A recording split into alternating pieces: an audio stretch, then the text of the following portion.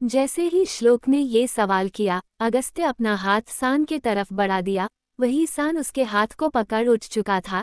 तभी उसे कठोरता से देखते हुए अगस्त्य बोला, भले मैं उसका सगा हो ना हो, पर बात अगर मेरे परिवार पर आएगा, खासकर हमारे घर की इज्जत पर, तो अगस्त्य अग्निहोत्री चुप बैठने वालों में से तो बिल्कुल नहीं है। अगस्त्य के बातों को सुन श्लोक चोट खाने के बाद भी हंसते हुए उसे सच बताने वाला होता है। तब तक वहां सभी आ जाते और श्लोक के कुछ बोलने से पहले ही रेहान उसके पास जा उसके कॉलर को पकड़ अपने कठोर आवाज में बोलता है, पिछली बार तो छोड़ दिया था, पर इस बार तेरी मौत मेरे हाथों ही लिखा है। इतना कह उसे मुक्के पर मुक्का मारने लगा और उसे एक शब्द कहने का भी मौका नहीं दे रहा था। कुछ वक्त के बाद सभी पार्टी में वापस आ गए। फिर सभी साथ में बैठकर डिनर किए। उसके बाद सभी अपने अपने मेंशन जाने के लिए निकल गए। वही अब सिर्फ परिवार वाले बचे थे। अमरजीत थके होने के कारण अपने कमरे में चले गए थे। वही रेहान अपने दोस्तों को बाहर छोड़ने चला गया। दूसरे तरफ हॉल में अभी सिर्फ अगस्त्य, सोनाली, सान, अंश थे। अगस्त्य भी अपने कमरे में जा रहा था। तभी सान बोल पड़ा, अगस्त्य भैया, आज के लिए थैंक यू। अगस्त्य का जाता पैर सान के आवाज को सुन रुक गया था। वो पीछे मुड़ सान के तरफ देखा ही था। वही रेहान भी अंदर आ गया। तभी उसे आता देख अगस्त्य बोल पड़ा, मैंने ये सिर्फ सोनाली के लिए किया है। इतना कह वो सोनाली के तरफ देखा। सोनाली भी उसे हैरानी से देखे जा रही थी। तभी अगस्त्य उसे देखते हुए बोल पड़ा, चलना नहीं है तुम्हें सोने। ये सुन सोनाली अपने सिर को झुका बोली, मैं वो सा। वो इतना कही ही थी तभी अगस्त्य उसके बात को आधे में ही काटते हुए बोला, जल्दी आना। इतना कह अगस्त्य वहां से जाने लगा। वही रेहान सान के पास आ बोला, बहुत रात हो गया है, अपने बात को पूरा कर जल्दी सोने। ये सुन सान ने झट से हाँ कह दिया। दोनों के जाने के बाद अब सिर्फ सोनाली, सान, अंश तीनों ही बचे थे। तभी सोनाली अपने भाई के तरफ देखी तो अंश भी दोनों को गुड नाइट बोल चला गया। उसके जाते ही दोनों लोन के पास जा जमीन पर ही एक साथ बैठ गई। तभी सोनाली उसके हाथ को पकड़ बोली, यार तू कहाँ चला गया था। सोनाली के इस सवाल को सुन सान, जो सोनाली से कुछ भी छिपा नहीं पाता था, वो सब कुछ बताने लगा। क्या हुआ था, वो क्यों गया था, सब बताने के बाद सान बोल पड़ा, फिर ये सब छोड़ तू बता, तुझे तो तेरा प्यार मिल गया ना। सान के बातों को सुन सोनाली अपने चेहरे को झुका बोली, प्यार। सोनाली को उदासी से ये कहता देख सान चिंतित हो पूछा, क्या बात है सोनाली। सोनाली को पता था वो सान को कुछ भी बताए तो सान अगस्त्य को जा सुनाएगा, फिर मामला बहुत आगे तक बढ़ जाएगा। फिर पता नहीं अगस्त्य सान के साथ क्या करेंगे, और तो और दोनों भाई में पहले से ही बिल्कुल नहीं बनता। इसके बाद दोनों के बीच और मुश्किल आ जाए, फिर अगस्त्य पता नहीं क्या करेगा। सभी बातों को सोचने के बाद सोनाली मुस्कुराता हुए बोली, मैं बहुत खुश हूँ सान, अगस्त्य मुझसे बहुत प्यार करता है, मेरे चेहरे पर उदासी तक आने नहीं देता है। ये जान सान बहुत खुश था, पर ये बोलने से पहले सोनाली उदास थी। तो सान पूछ पड़ा, पर ये बताने से पहले तू ये सुन उदास क्यों हो गई थी। सान का सवाल सुन सोनाली उसे देखी, फिर अपने नजरों को फेर ली, फिर कुछ सोचते हुए बोलने ही जा रही थी। पर उसे पता था वो अपने नजरों को फेर बोलेगी तो सान उसका झूठ पकड़ लेगा। इसलिए सान के आंखों में देख बोली, यार मेरा भाई, उसे अकेले रहना पड़ रहा है। ये सुन सान बोलने ही जा रहा था तभी अगस्त्य सोनाली का नाम लिया, सोनाली। अगस्त्य का आवाज सुन सोनाली सान दोनों ही उसके तरफ देखे। तभी अगस्त्य आगे बोल पड़ा, कल भी बात हो सकता है। तभी सान सोनाली का कान में जा बोला, तेरे बिना अगस्त्य भैया को नींद नहीं आ रहा होगा। ये सुन सोनाली के चेहरे पर कोई भाव नहीं आया, उसका हर रात उसे सिर्फ दर्द भरा ही लगता था।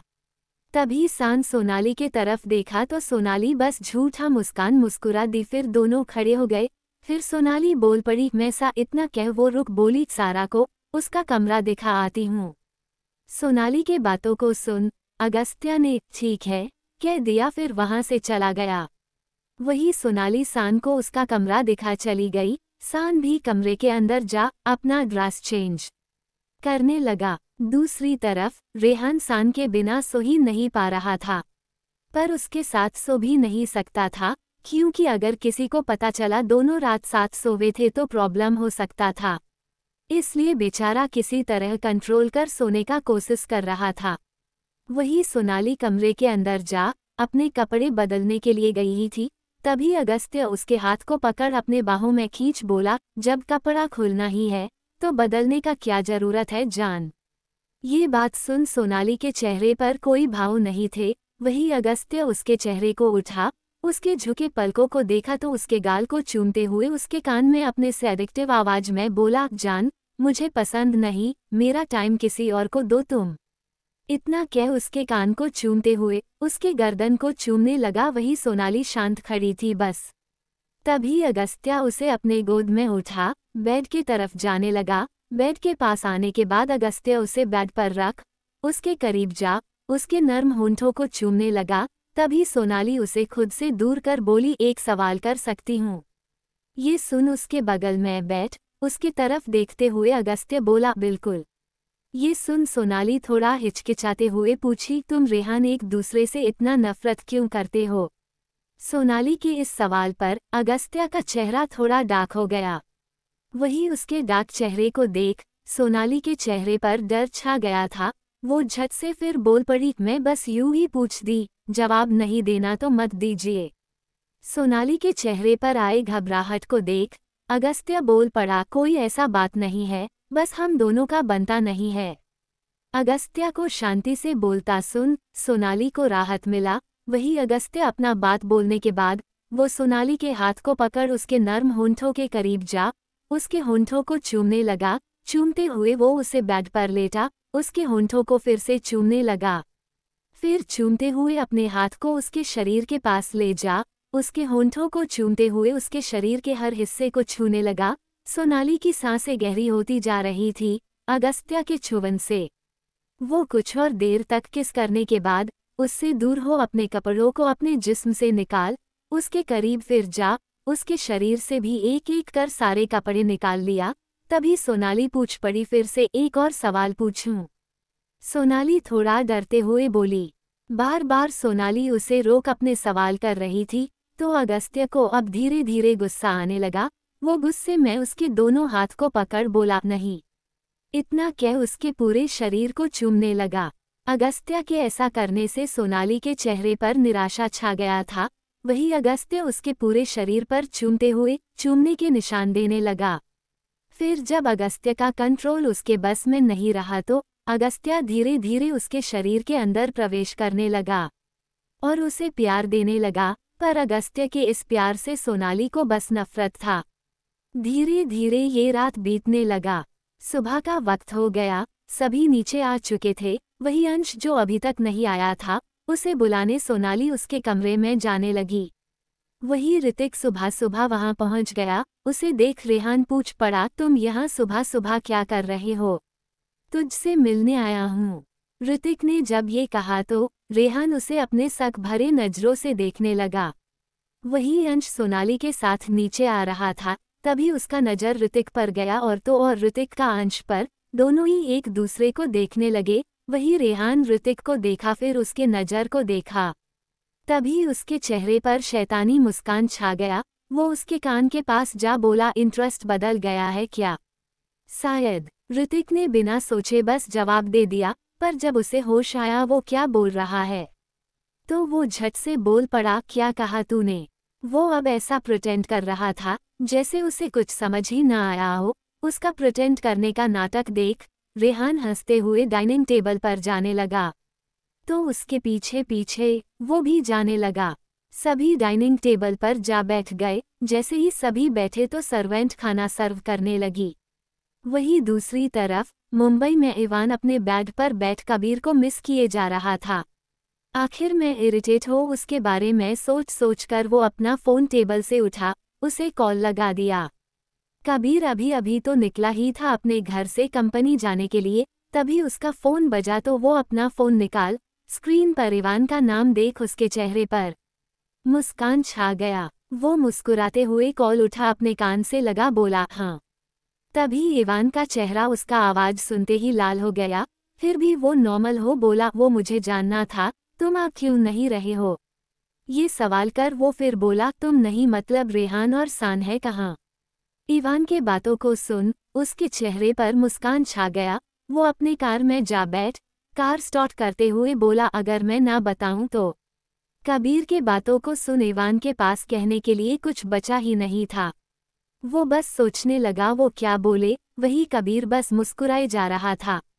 वही दूसरी तरफ मुंबई में सभी नाश्ता कर रहे थे। तभी अमर बोल पड़े, रेहान मैं सोच रहा हूँ तुम्हारा और सारा का एंगेजमेंट हो जाना चाहिए। ये सुन सारा रेहान के तरफ अपने घबराए नज़र से देखने लगी। वही सोनाली सारा का घबराना समझ रही थी। अमर का बात सुन रेहान बोल पड़ा, ओके दादाजी, पर मैं चाहता हूँ एंगेजमेंट फैमिली के बीच ही हो बस। ये सुन अमर पूछ पड़ा, पर क्यों बेटा? ये सवाल सुन रेहान खाना खाते हुए ही बोला, सारा को ताम झाम पसंद नहीं है। ये सुन सारा को राहत मिला। वही सोनाली सारा के तरफ देखी, सारा भी उसकी तरफ देखी। तभी सोनाली अपने आंखों के पलकों को झपका उसे शांत रहने का इशारा की।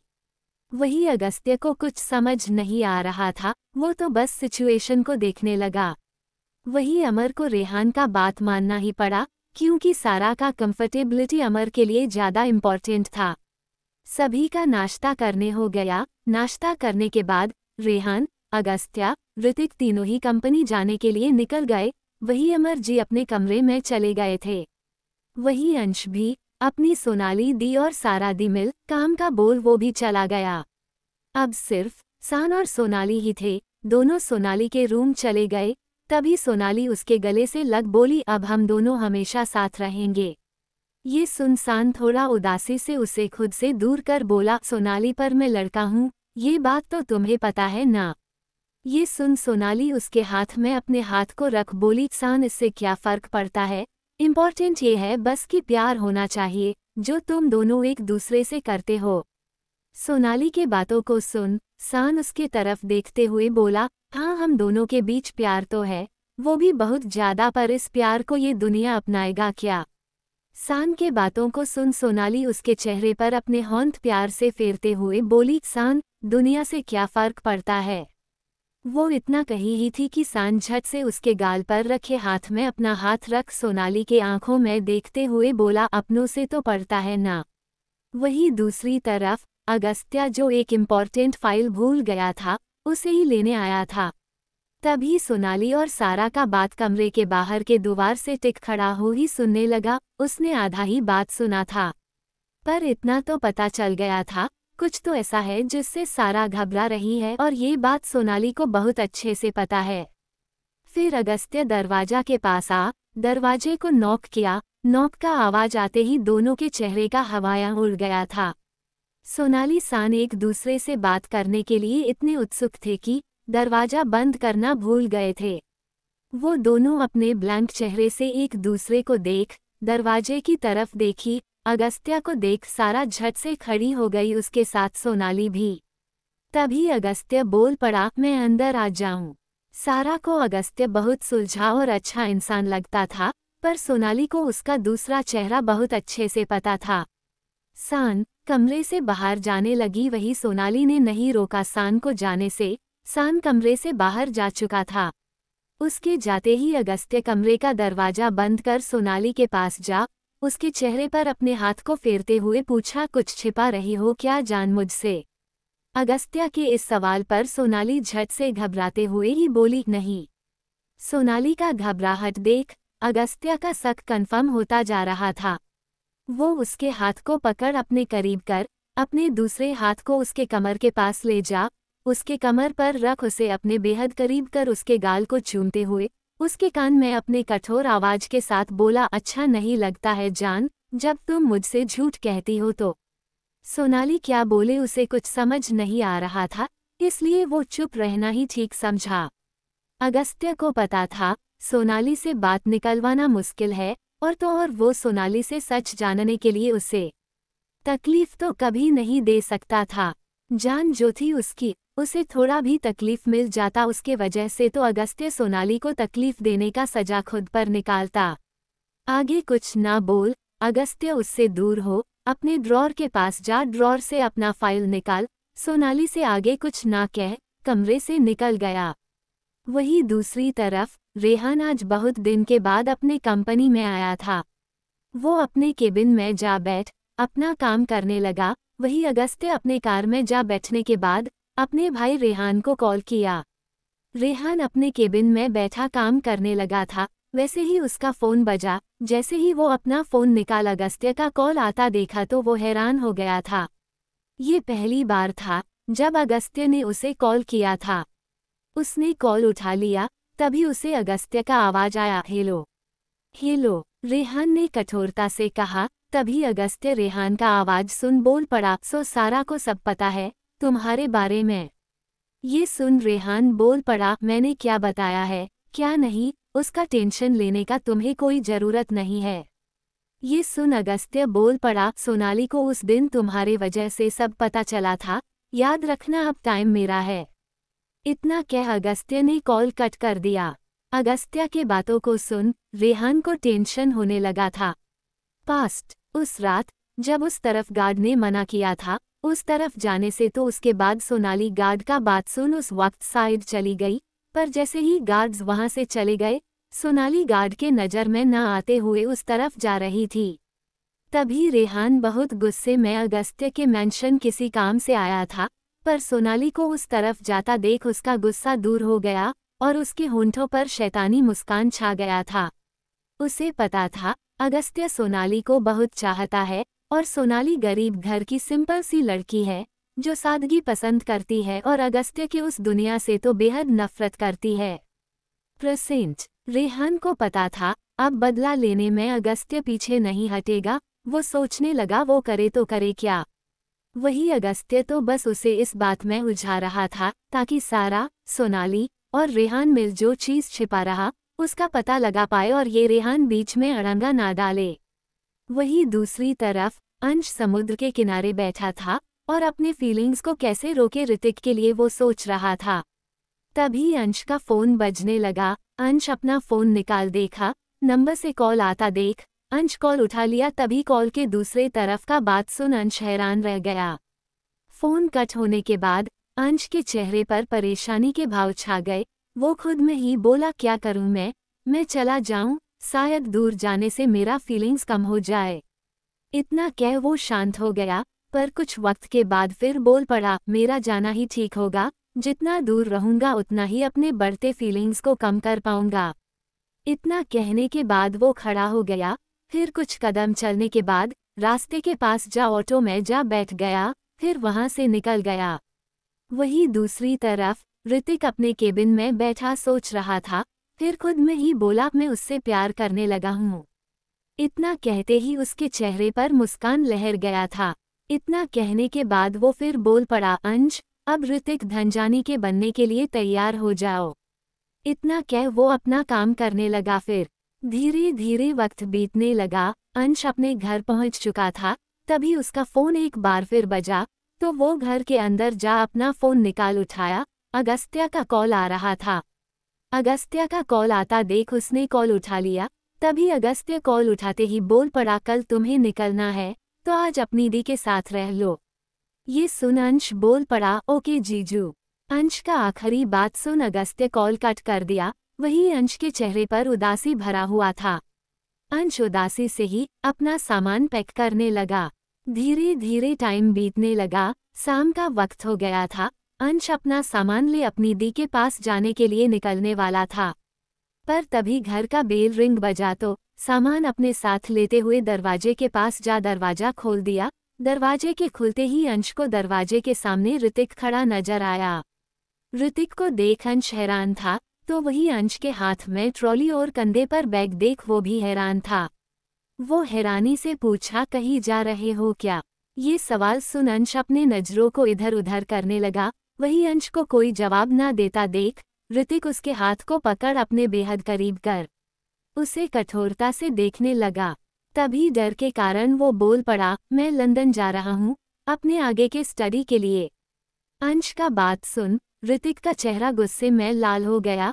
वो दरवाजा बंद कर अंश के हाथ से ट्रॉली ले जमीन पर फेंक दिया, फिर उसके कंधे से बैग निकालने लगा। अंश को समझ नहीं आ रहा था ऋतिक करना क्या चाहता है। साथ ही ऋतिक के चेहरे पर आए गुस्से को देख उसे डर भी बहुत लग रहा था। वही ऋतिक उसके कंधे से बैग हटा, उसके हाथ को पकड़ सोफे पर धकेल, उसके बेहद करीब जा अपने कठोर आवाज में बोला, मुझे बिना बताए लंदन जा रहे थे। इतना कह उसके चेहरे पर अपने हाथ को फेरने लगा। तभी अंश घबरा कर बोला, क्या कर रहे हैं आप ऋतिक सर, और मैं आपको बताकर कहीं क्यों जाऊं। अंश का बात सुन ऋतिक को और गुस्सा आने लगा। वो अपनी उंगलियों को उसके चेहरे पर मजबूत जैसे ही किया, दर्द के कारण उसके आंखों में आंसू भर गया। अंश के आंखों में आंसू देख ऋतिक झट से उसके चेहरे पर अपनी उंगलियों को ढीला कर प्यार से सहलाते हुए उसके आंखों में देख बोला, सॉरी अंश। इतना कह उसे अपने बाहों में भर लिया। तभी अंश का रोना बंद हो गया और उसका दिल ऋतिक के इतने करीब आने से धड़कने लगा था। पर अपने धड़कन को संभालते हुए अंश बोला, मुझसे दूर होइए जीजू की मुझे बोला है लंदन जाने से पहले। इससे आगे वो कुछ कहता इससे पहले ऋतिक थोड़ा ऊपर हो उसकी आंखों में कठोरता से देखने लगा। ऋतिक के कठोर नजरों को देख अंश एक बार फिर सिहर गया। तभी ऋतिक उसके आंखों में कठोरता से देख बोला, कह दो अपने जीजू अगस्त्य अग्निहोत्री से तुम मेरे हो, तुम्हें कहाँ जाना है कहाँ नहीं, या तुम्हारे जिंदगी का कोई भी फैसला हो वो सिर्फ ऋतिक धनजानी लेगा। ऋतिक के बातों को सुन अंश पूछ पड़ा, पर क्यों, क्या हक है आपका मुझ पर। अंश के सवाल को सुन ऋतिक उसके आंखों में देखते हुए बोला, प्यार करता हूँ तुमसे और कुछ जानना है। ऋतिक के बातों को सुन उसे खुद से दूर धकेल अंश हंसने लगा। अंश के हंसी को देख ऋतिक हैरान था। वो उसे अपने हैरानी से भरे नज़र से देखते हुए कुछ पूछता वही हंसते हंसते अंश छोटे बच्चे की तरह रोने लगा और रोते हुए ही बोला, आप मुझसे प्यार नहीं करते, फिर मेरे प्यार का टेस्ट ले रहे होगे और फिर मेरे लिए जा टेस्ट लेने के बाद मुझे छोड़ अपनी वन नाइट गर्ल्स या फिर अपनी एक्स के पास चले जाओगे। इतना कह और रोने लगा। तभी ऋतिक उसे अपने बाहों में भर बोला, मैं नहीं ले रहा प्यार का टेस्ट, ना ही तुम्हें छोड़कर जाऊंगा अंश तुम्हें। दोनों की बातें चल रही होती है, वहीं दूसरी तरफ अगस्त्य अपने केबिन में बैठा था। तभी केबिन का दरवाजा नॉक हुआ था तो अगस्त्य उसे अंदर आने को कह दिया। तभी अगस्त्य का असिस्टेंट अंदर आ अगस्त्य के पास आ खड़ा हो फाइल आगे बढ़ा, बोला, सर इस फाइल में सारा का पूरा डिटेल है। ये सुन अगस्त्य वो फाइल ले अपने असिस्टेंट को जाने का इशारा कर दिया। असिस्टेंट के जाने के बाद अगस्त्य उसके फाइल को खोल फाइल में सारा का डिटेल देखने लगा। पूरे डिटेल में तो कुछ नहीं था, पर वो एक नाजायज औलाद है ये उसे पता चल गया था। अब अगस्त्य को ये पता करना था आखिर उसके रियल डैड है कौन। अब अगस्त्य अपने असिस्टेंट को उसके पिता का पता लगाने को ऑर्डर दे दिया और खुद वेट करने लगा ताकि जो चीज़ उसे ना पता है वो पता चल जाए। वहीं दूसरी तरफ रेहान अपने केबिन में बैठा सोच रहा था अगस्त्य ऐसा करेगा क्या जिससे सान उससे नफरत करने लगे। फिर रेहान कबीर को कॉल कर अपने केबिन बुलाया। जैसे ही कबीर उसके केबिन आया रेहान उसे ऑर्डर दे दिया, अगस्त्य पर नज़र रखो। ये काम कबीर के लिए बहुत मुश्किल था क्योंकि अपने और अपने से रिलेटेड चीज़ को सिक्योर करना अगस्त्य को बहुत अच्छे से आता है।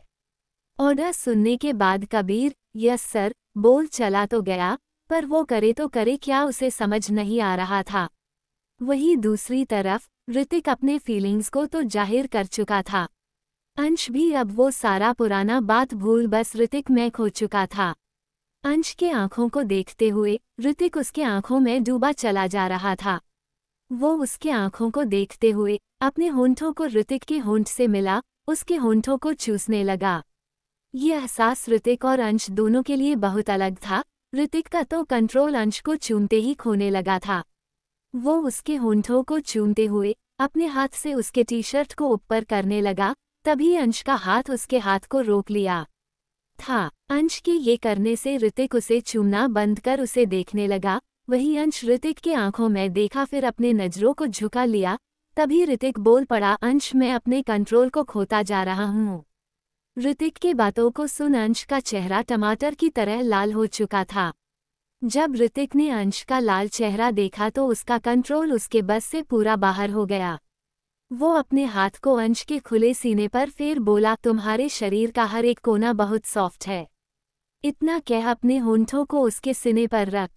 चूमने लगा। वही ऋतिक के चूमने से अंश का चेहरा लाल हो चुका था, उसके साथ ही उसका सांस गहरा होता जा रहा था। अंश ये सब यही रोकना चाहता था, पर उसके पास इतना हिम्मत नहीं बचा था कि वो रोक सके। वो उसके पूरे शरीर पर अपने चूमने के निशान देने के बाद उसके कमर के पास जा उसके पेट को चूम उसके बेल्ट को खोलने लगा। ऋतिक के ऐसा करने से अंश के अंदर आग जलने लगा था। वही ऋतिक उसके बेल्ट खोल पैंट नीचे किया तो अंश अपने हाथ ले जा उस जगह को ढकने वाला था। तभी ऋतिक उसके हाथ को पकड़ साइड कर उसके कोमल हिस्से पर अपने हाथ को रख दिया। ऋतिक के ऐसा करते ही अंश का सांस गहरा होने लगा। वो गहरी सांस भरते हुए मादक आवाज निकाल ऋतिक का नाम लेने लगता है, आह ऋतिक। इतना कहते हुए वो ऋतिक के कंधे को कसके पकड़ लिया था। अपने हाथों से ऋतिक उसके कोमल हिस्से से खेले जा रहा था। ऋतिक के ऐसा करने से अंश के सिसकियों का आवाज पूरे रूम में फैल गया था।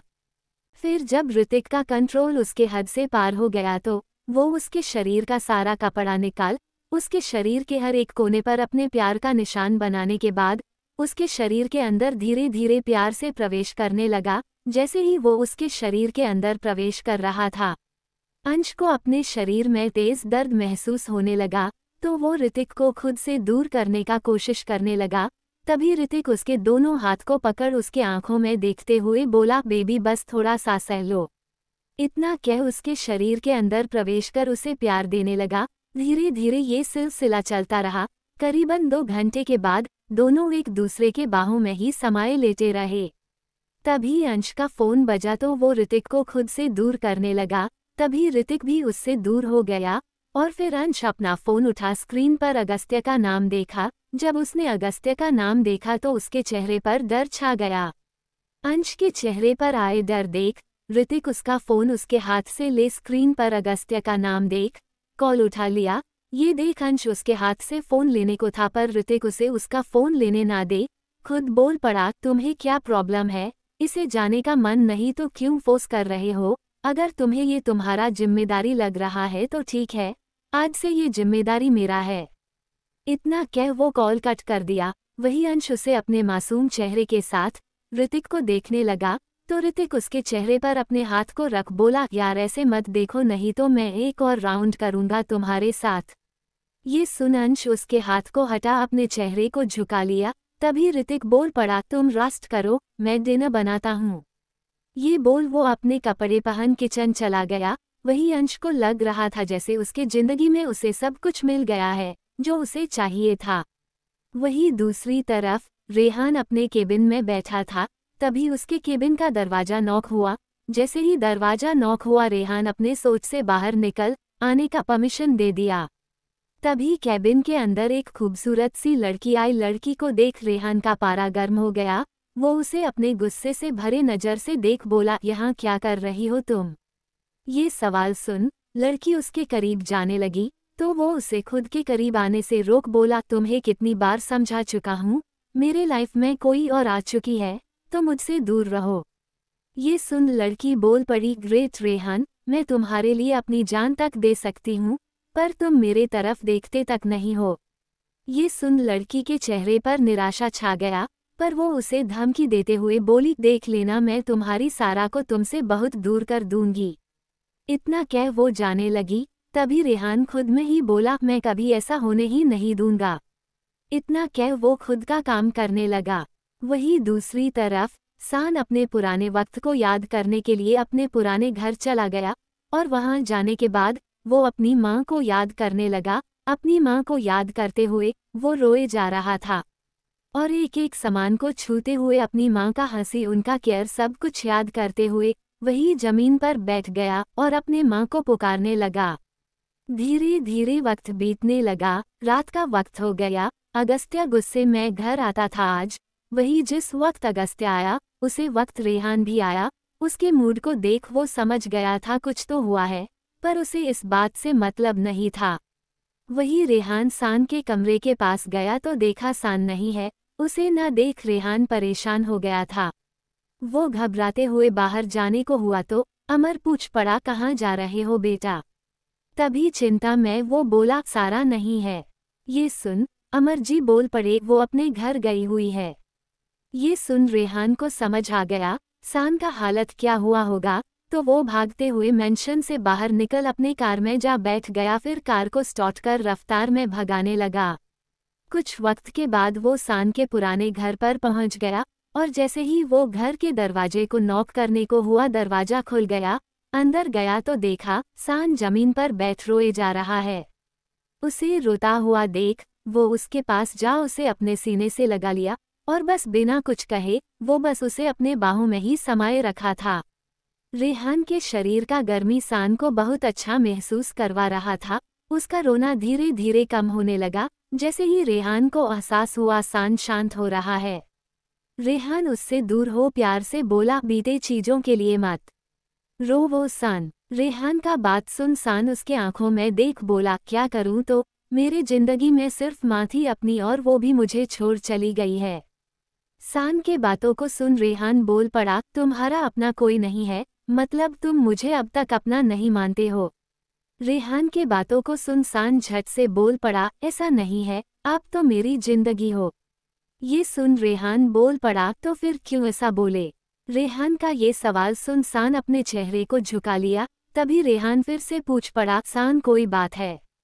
रेहान का ये सवाल सुनने के बाद भी सान ने कोई जवाब नहीं दिया। तभी रेहान थोड़ा सख्ती से पूछा, सान बताओ, नहीं तो मैं तुम्हें यहाँ अकेला छोड़ चला जाऊंगा। ये सुनते ही सान की आंखें बड़ी बड़ी हो गई और वो एक तक रेहान को देख आंखों में आंसू लिए कांपती होंठों को हिलाया, इसी बात का डर है मुझे, कहीं मेरा सच बाहर आते ही मुझसे तुम भी दूर ना हो जाओ। ये सुन रेहान उसे अपने सीने से लगा बोला, पूरी दुनिया से उस दिन लड़ जाऊंगा पर तुम्हें खुद से दूर कभी नहीं करूंगा। रेहान का ये बात सुन सान बोल पड़ा, पूरी दुनिया से आप लड़ जाओगे पर अपनों से कैसे लड़ोगे। सान का साफ कहने का मतलब था वो अपने नाना जी से कैसे लड़ेंगे। इस बात के लिए सान के बातों को सुन रेहान बोल पड़ा, नानू को मैं मना लूंगा, तुम टेंशन मत लो, अब मेरे साथ घर चलो। इतना कह रेहान उसे अपने साथ ले जाने लगा। वहीं दूसरी तरफ ध्रुव हॉस्पिटल के केबिन में अपने पर्सनल असिस्टेंट को अपने गोद में बैठाए उसके होंठों को चूमे जा रहा था। तभी दरवाजा जोर का खुला और वो उस लड़की को चूमना बंद कर दरवाजे की तरफ देखा। तभी दरवाजे के पास आयशा को खड़ी देख ध्रुव उसके गोद में बैठी लड़की को जाने का बोल दिया। लड़की उसके गोद से उठ जाने लगी। वही लड़की जब दरवाजे से बाहर जाने लगी तो आयशा उसे घूरकर कठोरता से देखने लगी थी। तभी आयशा गुस्से में अंदर जा ध्रुव के पास खड़ी हो बोली, तुम किसी को कैसे किस कर सकते हो। आयशा के बातों को सुन ध्रुव उसके हाथ को पकड़ अपने गोद में खींच लिया। ध्रुव के ऐसा करने से आयशा उसे हैरानी से देखने लगी। तभी ध्रुव उसके होंठों पर अपने उंगली को सेडिक्टिवली फेरते हुए बोला, तुम्हें भी किस चाहिए क्या। ये सुन आयशा उसे अपने फटे आंखों से देखने लगी। फिर आयशा उसके आंखों में देखते हुए ही बोल पड़ी, हाँ चाहिए मुझे। ये सुन ध्रुव हैरान था। उसे लगा था आयशा मना कर देगी पर ये तो किस करने को ही कह रही है। ये सुन वो झट से बोल पड़ा, पागल वागल हो गई हो क्या तुम। ये सुन आयशा बोल पड़ी, हाँ हाँ पागल हूँ मैं आपके प्यार में। इतना कह अपने होंठों को उसके होंठ से लगा उसे चूमने लगी। आयशा अचानक से चूमने लगी तो ध्रुव हैरान हो गया, पर जो एहसास उसने कभी किसी और लड़की के साथ महसूस नहीं किया था वही एहसास उसे फील होने लगा। वो उस एहसास को महसूस करते हुए उसका चूमने में साथ देने लगा। चूमते हुए उसका हाथ आयशा के पैर में फिरने लगा था। तभी ध्रुव को ये एहसास हुआ कि वो गलत कर रहा है, तो वो झट से उससे दूर हो बोला, देखो जो भी हुआ अभी उसे भूल जाओ और यहाँ से जाओ। ये सुन आयशा के चेहरे पर निराशा छा गया। वो झट से उसके गोद से उठ अपने कठोर आवाज में बोली, भूल जाऊंगी ये किस भी और तुम्हें भी, आज के बाद मैं तुम्हें अपना चेहरा कभी नहीं दिखाऊंगी। इतना कह वो जाने लगी। उसे जाता देख ध्रुव का दिल कर रहा था उसे वो रोक ले, पर मन कह रहा था नहीं। वो जाने लगी, वही उसे ध्रुव बस जाता हुआ देखे जा रहा था। आयशा के जाने के बाद ध्रुव गुस्से में अपने टेबल पर रखे सारे सामान को अपने हाथ से गिरा, खड़ा हो अपने चेयर पर भी लात मार दिया। फिर गुस्से में अपने केबिन से निकल गया और वो हॉस्पिटल से बाहर निकल भागते हुए गया तो देखा आयशा ऑटो आने का वेट कर रही थी रास्ते के पास खड़े होकर। तभी ध्रुव उसके पास जा उसके हाथ को पकड़ अपने साथ ले जाने लगा। वहीं दूसरी तरफ ऋतिक अंश से बोल पड़ा, मैंने डिनर बना दिया है अंश, मुझे जाना होगा, मेरी बहन अकेले है। ये सुन अंश बोल पड़ा, ठीक है ऋतिक सर। अंश के बातों को सुन ऋतिक उसके माथे को प्यार से चूम बोला, सर बोलना बंद करो। ये सुन अंश बस मुस्कुरा दिया। वही ऋतिक बाय बोल फिर जाने लगा तो अंश भी उसके साथ उसे बाहर तक छोड़ने जाने लगा। वहीं हॉस्पिटल के बाहर जब ध्रुव उसे जबरदस्ती ले जाने लगा तो आयशा अपने हाथ को छुड़ाने का कोशिश कर रही थी, पर ध्रुव उसके हाथ को मजबूती से पकड़े हुए उसे अपने कार के पास ले जाने लगा। जैसे ही वो उसे अपने कार के पास ले गया तो आयशा अपने हाथ को झटके से छुड़ा बोली, क्या कर रहे हो तुम? ये सुन ध्रुव बोल पड़ा, रात हो गया है इसलिए मैं तुम्हें घर छोड़ रहा हूँ। ये सुन आयशा गुस्से में भड़कते हुए बोली, तुम्हारे झूठे केयर का मुझे कोई जरूरत नहीं है और कहा ना अब मुझसे दूर रहो। ये कह वो फिर जाने को थी, तभी ध्रुव उसके हाथ को फिर पकड़ अपने कार का दरवाजा खोल उसे अपने कार के अंदर धकेल कार का दरवाजा बंद कर वो खुद ड्राइविंग सीट पर जा बैठ कार स्टार्ट कर कार को रफ्तार से भगाने लगा। वहीं दूसरी तरफ रेहान सान को लेकर मेंशन आ चुका था। मेंशन आने के बाद दोनों कार से बाहर निकल मेंशन के अंदर जाने लगे। अंदर पहुंचने के बाद सोनाली जो अपने रूम जाने वाली थी, दोनों को आता देख सान के चेहरे को देखी तो वो सान के पास जा पूछी, क्या हुआ सान, तू रो रहा था क्या? सोनाली के सवाल को सुन सान बोल पड़ा, नहीं तो। ये सुन सोनाली आगे कुछ और बोलती इससे पहले ही रेहान बोल पड़ा, ये ठीक है। ये सुन सोनाली को समझ आ गया रेहान चाहता है अभी वो सान को कोई सवाल ना करे। ये समझ वो दोनों को गुड नाइट बोल वो अपने रूम जाने लगी। तभी रेहान सान के तरफ देख पूछ पड़ा, तुमने कुछ खाया तो है नहीं? ये सुन सान ने बस अपने चेहरे को हाँ में हिला दिया तो रेहान उसे अपने साथ डिनर के लिए ले गया। दोनों ने फिर साथ डिनर किया। साथ डिनर करने के बाद रेहान सान को अपने साथ सुलाना चाहता था, पर रेहान कर नहीं सकता था ऐसा, क्योंकि दादाजी को पता चल गया तो वो कल के कल ही शादी करवा देते। दोनों फिर एक दूसरे को गुड नाइट बोल दिए। गुड नाइट बोलने के बाद सान जाने वाला ही था तभी रेहान उसके हाथ को पकड़ अपने तरफ खींच उसके होंठों को चूमने लगा। वहीं दूसरी तरफ जब ऋतिक पहुंचा तो उसी वक्त ध्रुव भी आयशा को लेकर पहुंच गया था। जब दोनों एक साथ आए तो ऋतिक ध्रुव को भी आता देखा तो वो हैरान रह गया था। वही आयशा को अब टेंशन होने लगा, उसे लगा था उसके ऋतिक भाई आज भी नहीं आएंगे। तीनों कार से बाहर आए। जब ऋतिक ने आयशा को देखा ध्रुव के साथ तो ऋतिक आयशा को देख बोला, अंदर जाओ। ये सुन वो झट से अंदर चली गई। वही ऋतिक ध्रुव के पास जा बोला, तेरे लिए वो बहुत हैट्रिक है, तू उसे संभालना ही नहीं चाहता कभी, और आज वो भी इस वक्त तू उसे कहीं से लेकर आ रहा है। ये सुन ध्रुव पूछ पड़ा, कहना क्या चाहता है तू? ये सुन ऋतिक उसे बस कठोरता से देखा तो ध्रुव बोल पड़ा, तू मुझ पर शक कर रहा है? तेरी बहन को तुझसे ज्यादा मैंने संभाला है और तू आज मुझ पर शक कर रहा है।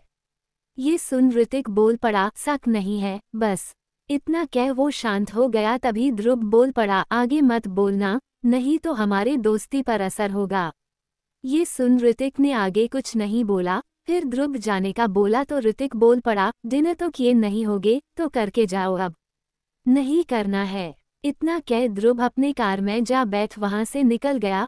वही ऋतिक मेंशन के अंदर जाने लगा था। वही दूसरी तरफ रेहान अपने कमरे में लेटा हुआ था पर नींद उसके आंखों में बिल्कुल भी नहीं था। उसे बस सान का टेंशन हो रहा था। आखिर में वो बेड से उठ वो बालकनी के पास गया। बालकनी के पास गया तो उसने देखा सान भी बालकनी के पास खड़ा है। दोनों फिर एक दूसरे को देखने लगा। रेहान सान पास जा खड़े हो गए। दोनों के बीच बस थोड़ा फैसला बचा था। उसे देख रेहान प्यार से पूछा, क्या हुआ, तुम सोए क्यों नहीं? ये सवाल सुन सान बोल पड़ा, नींद नहीं आ रहा है। सान के बातों को सुन रेहान प्यार से बोल पड़ा, तुम्हें मुझ पर भरोसा नहीं है क्या? ये बात सुन सान रेहान के आंखों में देखते हुए बोला, आप पर मुझे पूरा भरोसा है, बस। इससे आगे वो कुछ कहता इससे पहले ही रेहान अपने हाथ को आगे कर अपने उंगली को उसके होंठों पर रख आगे बोला, बस में ही रुक जाओ। ये सुन वो अपने आंखों के पलकों को झपका दिया। कुछ वक्त तक दोनों साथ ही अपना वक्त बिताए। फिर दोनों सोने के लिए चले गई। धीरे धीरे ये रात बीतने लगा, सुबह का वक्त हो चुका था। अगस्त्या पूरा रात गुस्से में बिताया। जब सोनाली नहाकर शीशे के पास आ खड़ी हुई थी तभी उसे देख अगस्त्या गुस्से में बेड से उठ सोनाली के पास जा उसके हाथ को पकड़ अपने तरफ कर बोला, जान अपने भाई को समझा दो, उस ऋतिक से दूर रहे और आज लंदन जाने के लिए निकले। अगस्त्या के बातों को सुन सोनाली घबराते हुए बोली, मैं कैसे अंश को बोल सकती हूँ, वो नहीं जाना चाहता है। ये सुन अगस्त्य उसे अपने और करीब कर बोला, उसे यहाँ अभी बुलाओ। इतना कह उसके हाथ को छोड़ खुद नहाने चला गया। वही सोनाली के पास कोई ऑप्शन नहीं बचा था। सोनाली आखिर में अपने भाई को फोन कर दी। वही अंश अब भी नींद में था। वो नींद में ही अपना फोन उठा बोला, हेलो। अंश का आवाज सुन सोनाली को पता चल गया था उसका भाई सोया हुआ है। उसे समझ नहीं आ रहा था अपने भाई को बुलाए तो बुलाए कैसे। वो लंबी सांस ली। अपनी बहन का चुप्पी और सांसें सुन अंश का नींद खुल गया। वो अपने आंखों को खोल बोला, दी। उसने उस वक्त नाम ना देख बस कॉल उठा हेलो बोल दिया था। सोनाली हिम्मत से आखिर में बोल पड़ी, अंश यहाँ आ जाओ। ये सुन अंश बोल पड़ा, ठीक है दी, मैं आता हूँ। ये सुन सोनाली बोल पड़ी, ठीक है। उसके बाद कॉल कट हो गया और अंश बेड से उतर बाथरूम चला गया। वही सोनाली खुद को शीशे में देख बोली, मैं क्या कर रही हूँ। जिस भाई को मैंने जिंदगी भर प्रोटेक्ट किया है उस भाई को आज मैं क्यों नहीं प्रोटेक्ट कर पा रही हूँ।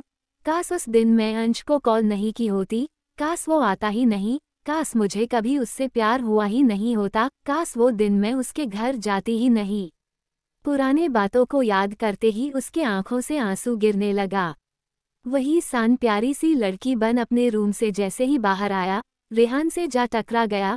रेहान से टकराते ही उसके चेहरे पर नई नवेली दुल्हन की तरह उसके चेहरे पर लालिमा छा गया।